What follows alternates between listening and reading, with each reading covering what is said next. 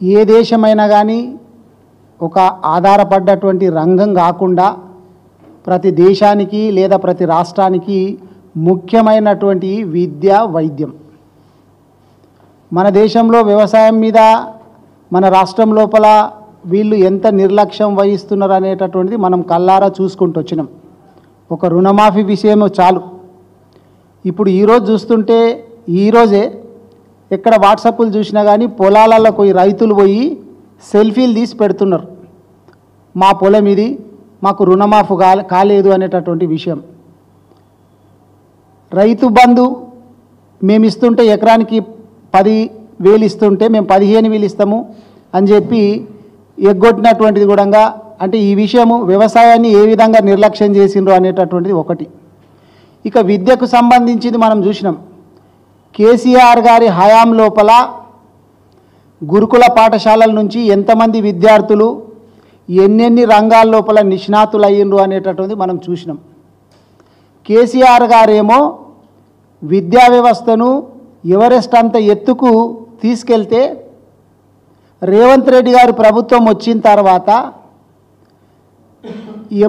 రాత్రికి రాత్రే ఎంతోమంది టీచర్లను లెక్చరర్లను ట్రాన్స్ఫర్ చేసేసి అదేవిధంగా కొంతమందిని తీసేసి పిల్లలకు పురుగులన్నం పెట్టిస్తున్నటువంటి ఘనత రేవంత్ రెడ్డి గారికి దక్కుతుంది.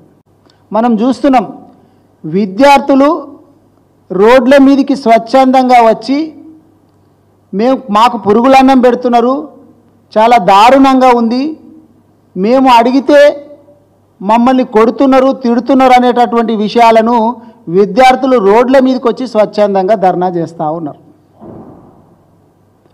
అదొకటే కాదు, ఇది విద్యకు సంబంధించింది.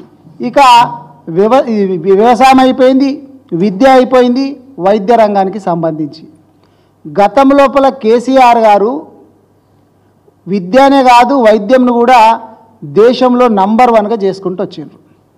ప్రతి జిల్లాకు ఒక మెడికల్ కాలేజ్ పెట్టుకుంటూ వచ్చిండ్రు.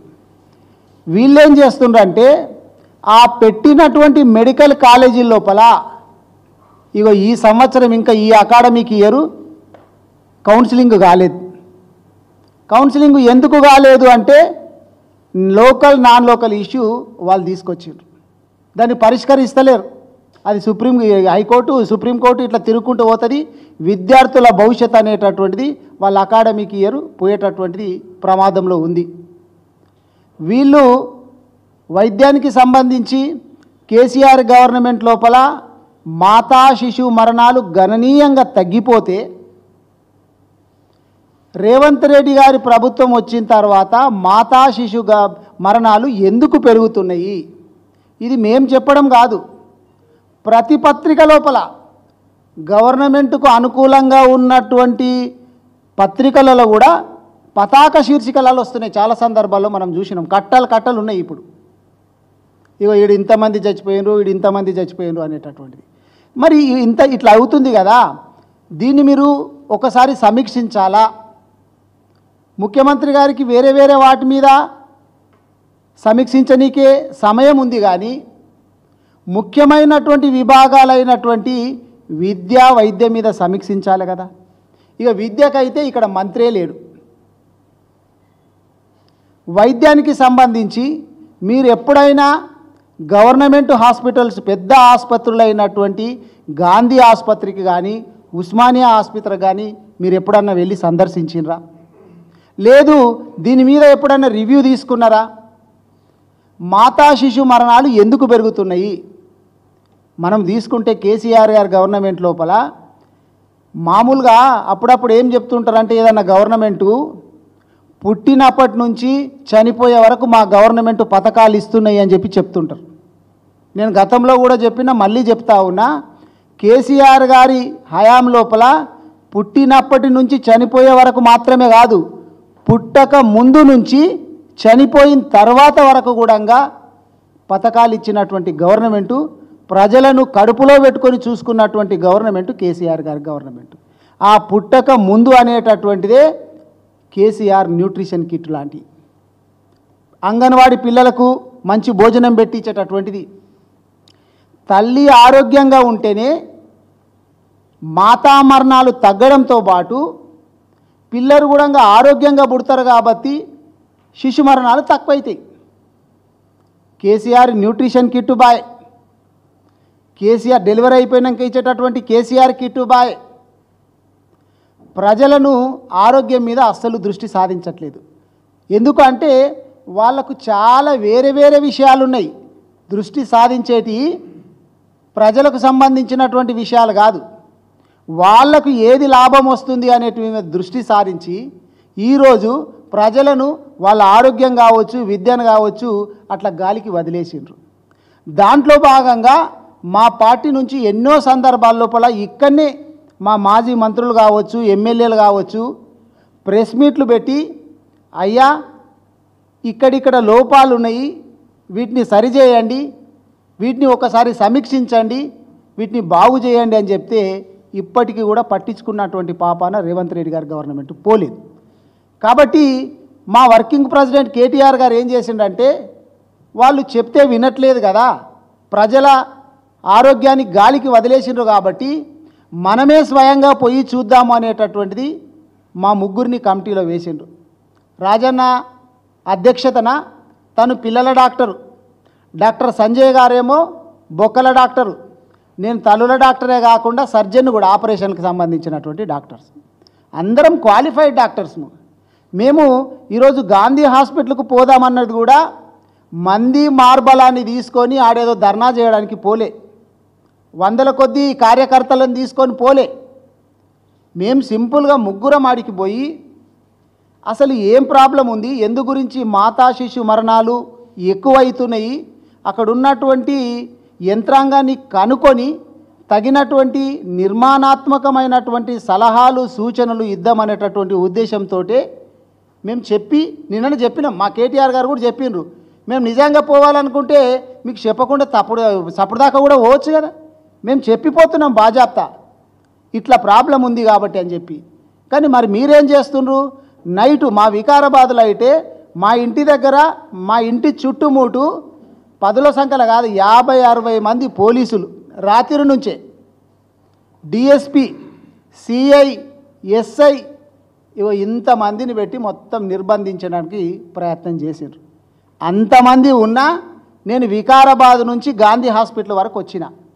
ఎందుకంటే వీళ్ళు ఏం చేస్తారు, మ్యాక్సిమము అరెస్ట్ చేస్తారు, చేయని, కానీ ప్రజల ఆరోగ్యాన్ని వీళ్ళు నిర్లక్ష్యం చేస్తున్నారు కాబట్టి దాన్ని ఖచ్చితంగా మేము గవర్నమెంట్ దృష్టికి తీసుకుపోతాము. వీళ్ళు చేస్తున్నటువంటి తప్పులన్నిటిని మేము ఎండగట్టాలనేటటువంటి ఉద్దేశంతో నేను వికారాబాద్ నుంచి ఈరోజు గాంధీ హాస్పిటల్ వరకు రావడం జరిగింది. అట్లాగే మా రాజన్నను ఎమ్మెల్యే క్వార్టర్స్ లోపల నిర్బంధించేసిండ్రు, గృహ నిర్బంధం చేసిండ్రు, తర్వాత బండ్లగూడకు షిఫ్ట్ చేసిండ్రు.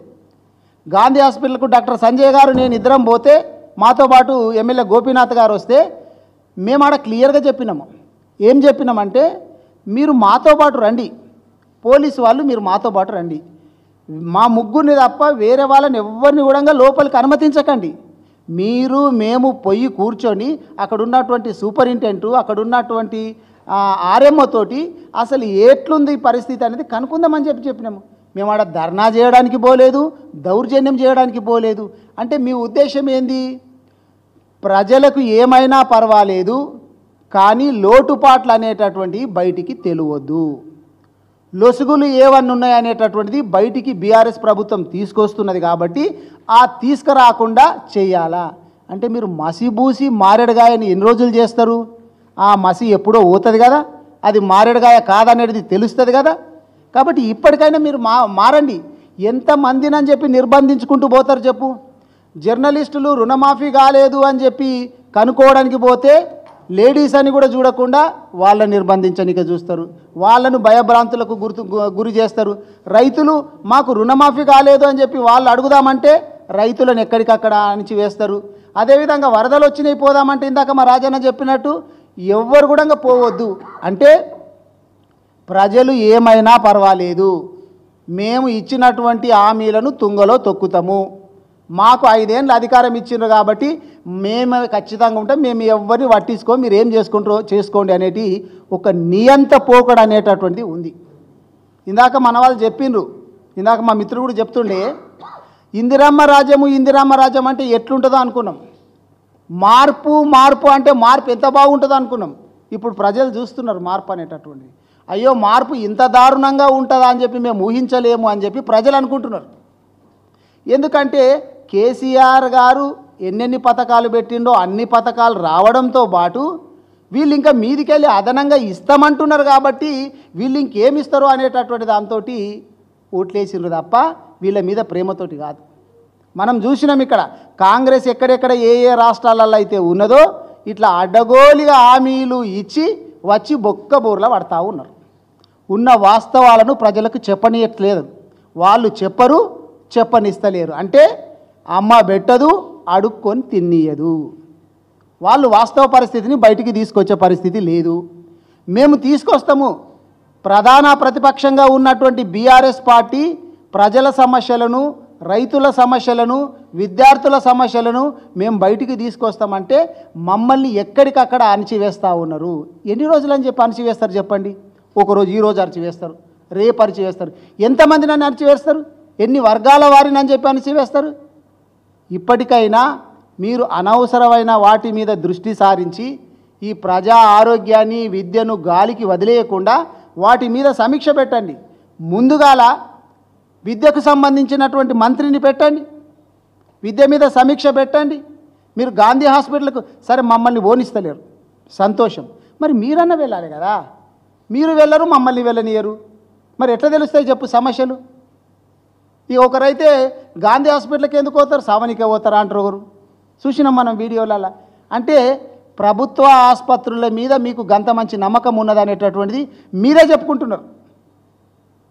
ఇప్పటికైనా రేవంత్ రెడ్డి గారు, మిగిలిన వాళ్ళు మంత్రులందరూ కూడా విద్య, వైద్యం, వ్యవసాయం ఈ మూడు మనకు చాలా ముఖ్యమైనటువంటివి కాబట్టి వాటి మీద దృష్టి పెట్టండి, రివ్యూ తీసుకోండి.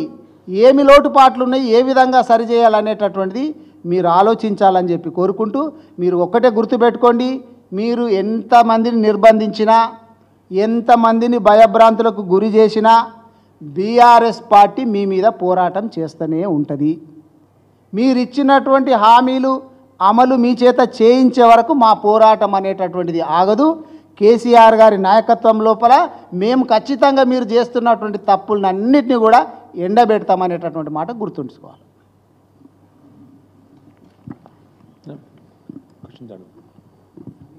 Thank you.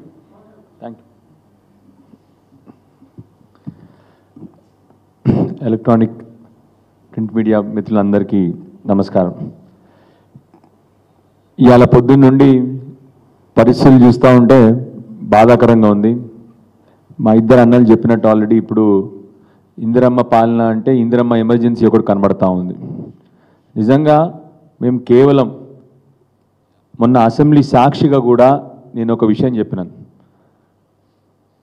మేము అనవసరంగా క్రిటిసిజం చేయము, నిర్మాణాత్మకమైన పాత్ర పోషిస్తాము. స్పెషల్లీ ఆ రోజు అసెంబ్లీలో ఆరోగ్య శాఖ మంత్రి గారికి అందరికి చెప్పినాం, మీరు విమర్శిస్తారు కానీ మేము మాత్రం నిర్మాణాత్మకమైన పాత్ర పోషిస్తామని ఆ రోజు కూడా చెప్పినాం. ఇవాళ కూడా కేవలం ముగ్గురము ఎందుకు పోయినాం గాంధీ హాస్పిటల్ చెప్తాను. రోజు ఇవాళ రేపు హెడ్డింగ్స్, రాష్ట్రానికి జ్వరం. ఒక 10 ఏళ్ళ తర్వాత, 10 ఏళ్ళ ముందు చూసినాం మేము ఇలాంటి హెడ్డింగ్లు. మంచం పట్టిన మాన్యం ఇలాంటి హెడ్డింగ్లు. 10 ఏళ్ళ తర్వాత మళ్ళీ ఇప్పుడు రాష్ట్రానికి జ్వరం. ఇది చూడండి, నిధులు లేమి, శిష్యుల ప్రాణాలకేది హామీ, చిన్నారులపై డెంగీ పడగ, ఇట్లాంటి న్యూస్ వస్తూ ఉంది.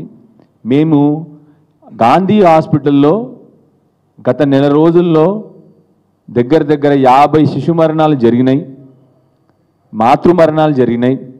ఎందుకు జరిగింది అని కేవలం నిర్ధారించుకొని ప్రభుత్వానికి నివేదిక ఇద్దామని చెప్పేసి ముగ్గురం కూడా డాక్టర్లము, కేటీఆర్ గారు త్రిసభ్య కమిటీ పెట్టి మమ్మల్ని వెళ్ళమని చెప్పినారు. మేమేం అక్కడ పోయి రాజకీయాలు చేద్దామనో హంగామా చేద్దామనో ఏమాత్రం పోలేదు. పోలీసు వాళ్ళని కూడా రిక్వెస్ట్ చేశాం, మీరు రండి, మేము ముగ్గురం వస్తాం, కేవలం ఎవ్వరూ లోపలికి కూడా రానియము, వారు చెప్పినట్టు అక్కడ సూపరింటెండెంట్ గారితోని ఆర్ఎంఓ గారితోని మిగతా డాక్టర్లతో ఒకసారి మాట్లాడతాము, ఏంటి సమస్యలు అని చెప్పి మాట్లాడతామంటే పోలీసు వాళ్ళ ఉత్సాహము, హౌస్ అరెస్ట్లు. కానీ మేము మాత్రం ముఖ్యమంత్రి గారు హౌస్ అరెస్ట్ అయినప్పుడు అంతకుముందు రేవంత్ రెడ్డి గారు మాట్లాడిన భాష మేము మాట్లాడలేదు. ఇవాళ మేము వాళ్ళతో కోఆపరేట్ చేస్తామని కూడా చెప్పినాము. అయినా కూడా కొందరు పోలీసు వాళ్ళు ఆవేశంగా మమ్మల్ని లాగి తోసి పోలీసు జీపులలో ఎక్కించి హంగామా చేసినారు. అయినా కూడా రేవంత్ రెడ్డి గారి భాష పోలీసు వాళ్ళ మీద మేము వాడము, ఎందుకంటే మేము బాధ్యతతో ప్రవర్తిస్తాం కాబట్టి. మేము రిక్వెస్ట్ చేసేదల్లా ఒకటే, ఇంతకుముందు ఆల్రెడీ పెద్దలు ఇద్దరు చెప్పినారు, ఎందుకు జరుగుతూ ఉంది ఇది. మీరు ప్రెస్ మిత్రులు అందరూ ఇక్కడ ఉన్నారు. నిన్న ఈ న్యూస్ వచ్చిన తర్వాత నాకు కనీసం 5-6 ప్రెస్ మిత్రులు ఫోన్ చేసినారు, అన్న ఇవే కాకుండా ఈ విష జ్వరాల గురించి దీని గురించి కూడా మాట్లాడినన్నా, మా అందరి ఇళ్లల్లో ఇన్ఫెక్షన్స్ జ్వరాలతో ఇంట్లో పడుకున్నారమ్మా మా ఇంట్లో అని చెప్పినారు.